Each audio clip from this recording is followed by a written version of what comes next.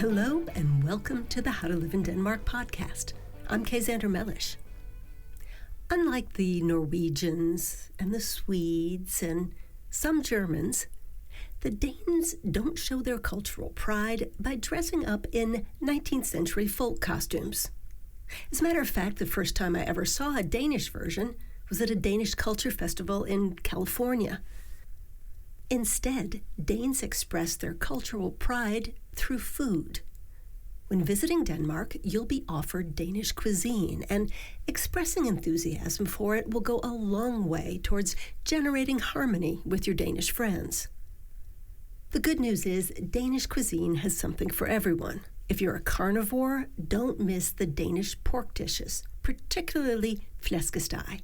That's a crispy, fatty fried pork that's the official national food. For people who prefer fish, there's a great selection in this country surrounded by water. Curried herring and fried plaice are popular, and so are many types of salmon. I like the thinly sliced smoked salmon served on rye bread with chives, dill, and a bit of chopped red onion. That is so good.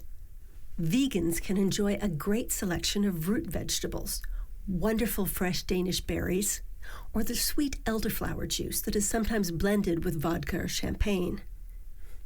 Denmark's famous thick bread, rugbrød, is vegan-friendly and can be eaten with potatoes on top as a type of smørrebrød, the open-faced sandwiches that are popular at lunchtime. These sandwiches are particularly big with builders and other working-class guys. Most of the shops that sell them open up at 7 a.m. so the guys can buy them on their way to work, and then close at 2 p.m. when they're done with lunch. In addition, Danes adore cake and candy, in particular salt licorice, which is a national passion. And make room in your food plan for a real Danish pastry, which are nothing like the ones you get in a plastic bag from the vending machine at home. Made daily with fresh cream and the famous Danish butter, they are worth every calorie. There's also an old-fashioned dessert that's a kind of berry porridge called rugbrød med fløde. I have never been served this dish in real life, but Danes think it's hilarious to try to make foreigners pronounce it. Much of your dining with the Danes will probably be lunches at corporate canteens, which all but the very smallest employers provide for their employees. Going out for lunch is rare in Denmark, and some of the smaller towns may not even have restaurants open at this time of day.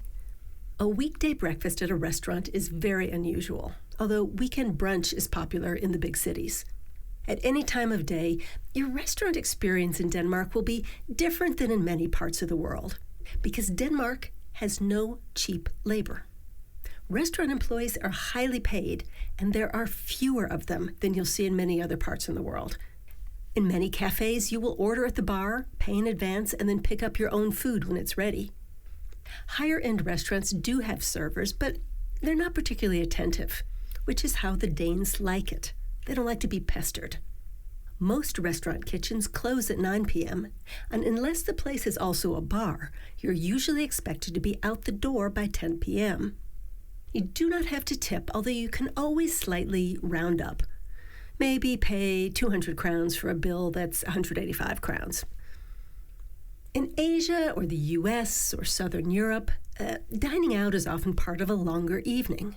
You go to dinner and a movie afterwards, or dinner and out for karaoke or drinks afterwards.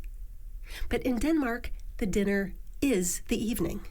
When dining at a friend's house or in a restaurant, you are expected to sit in one chair for many hours, conversing with the people on both sides of you and polishing off multiple bottles of wine or beer.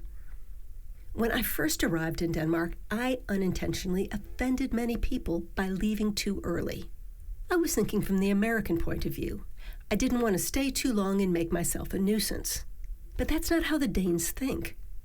Long evenings are something you will have to get used to, along with some Danes' disconcerting habit of eating a hamburger with a knife and fork.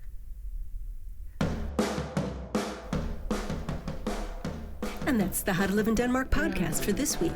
You can buy our How to Live in Denmark and How to Work in Denmark books on Amazon and Saxo, and you can follow all our content at howtoliveindenmark.com. Or follow us on Twitter or Instagram at How To Live in DK. The 2 is a number. See you next time.